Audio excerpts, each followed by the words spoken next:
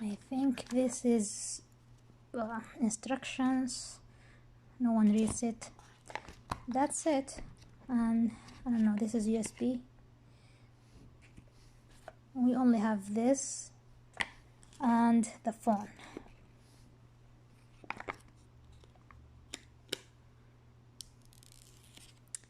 Oh la la.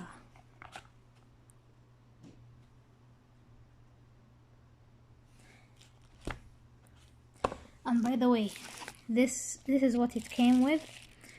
Do not open to avoid restocking fees. This is a GSM only device. It's not a CDMA. So if you're using Verizon or Sprint, do not buy this one. This has a SIM card. Here. Thank you for watching. Hope that's helpful.